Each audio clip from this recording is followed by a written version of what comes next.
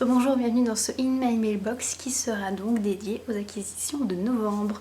Je commence tout de suite par le plus encombrant. Il s'agit de Charles, prisonnier du Cyclope, d'Alex Cousseau et Philippe-Henri Turin. Voilà, je le mets très loin parce que regardez, il est immense, c'est beaucoup plus grand qu'une BD. C'est publié au Seuil Jeunesse et c'est donc la suite de Charles à l'école des dragons. C'est le seul album que j'achète. D'habitude je les lis en bibliothèque directement. Mais celui-ci j'adore, j'ai eu l'occasion de discuter avec l'auteur qui m'a fait une dédicace parce que j'avais chroniqué donc son livre Charles à l'école des dragons, donc le premier c'était, voilà, c'est vraiment superbe. Plus regarder les dessins, voilà, moi je suis fan, j'adore toutes ces couleurs, c'est vraiment le genre de livre que j'aimerais faire découvrir à mes enfants plus tard, donc voilà. Là j'hésite pas du tout, quand ils sortent un livre comme ça, moi je l'achète directement. Il me reste encore à le lire en revanche, comme si je trouvais pas le temps de lire un album comme ça qui fait 30 pages. Enfin bref, je passe donc au manga. J'ai donc pris Bonne Poon, le tome 5 d'Inyo Asano, publié aux éditions Picana. Parce que Inyo Asano c'est mon manga préféré, je pense que vous le savez maintenant, je le lis tout le temps. Je vais encore lire celui-ci, mais voilà, je sais que ça va me tenir 20 minutes, une demi-heure. Et voilà, ça sera emballé, il va me falloir encore attendre 2 mois, donc j'essaie de faire un petit peu durer le suspense. J'ai également acheté Princesse Jellyfish, le tome 6 d'Akiko Higashimura, publié aux éditions Delcourt. Celui-là, je l'ai déjà lu, j'ai déjà chroniqué. Donc voilà, vous pouvez voir mes scènes, indiquez-vous, ou aller sur le blog et vous le verrez, les chroniques. C'était encore un super tome, quoi, en gros. Alors, toujours des suites en manga. Le tome 3 de Pretty Guardian Sailor Moon de Naoko Takeuchi, publié aux éditions Pika, que j'ai pas encore lu non plus, j'ai pas encore lu le tome 2 non plus en fait.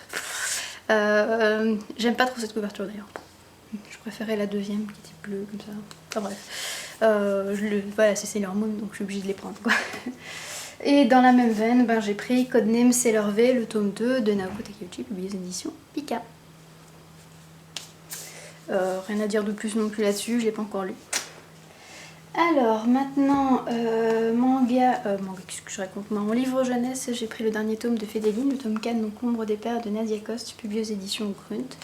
J'ai demandé à mes copines de lecture commune avec qui j'avais lu le tome 3 si elles voulaient enchaîner donc avec ces derniers tomes, mais voilà, elles sont prises, donc je sais pas encore si je vais attendre qu'elles soient pas prises ou si je vais me lancer dedans parce que j'ai vraiment hâte de découvrir le grand final de cette saga que je vous recommande beaucoup si vous l'avez pas encore lu. Et si les descriptions ne vous dérangent pas, enfin si le rythme lent ne vous dérange pas parce que c'est quand même un rythme assez lent, mais bon moi j'aime beaucoup, je trouve ça super original comme univers. Voilà, c'est dit. Alors maintenant, ce sont des livres que je vous ai déjà présentés dans le cadre des scènes indies, donc je vais aller rapidement dessus. Il y a donc l'intégrale de La Vampire de Christopher Pike qui est sorti il y a quelques jours maintenant. L'intégrale est à 17 € et dedans il y a les 6 tomes de la saga, donc ça vaut le coup. Et moi franchement j'aime beaucoup cette saga, j'espère publier ma chronique aujourd'hui. J'espère que quand vous regardez cette vidéo, elle est déjà dessus. Elle est déjà sur le blog et si oui, je vous mettrai l'adresse en barre d'infos comme tous les livres que j'ai déjà chroniqués auparavant. Voilà. Alors, il y a également une série que j'ai commencé en novembre. Je suis en train de continuer d'ailleurs, enfin continuer et finir vu que c'est en 2 tomes. Il s'agit du diptyque Bank Green de Thierry Diroyo, donc ça c'est le premier, Le Bélial. Aux éditions Le Bélial donc.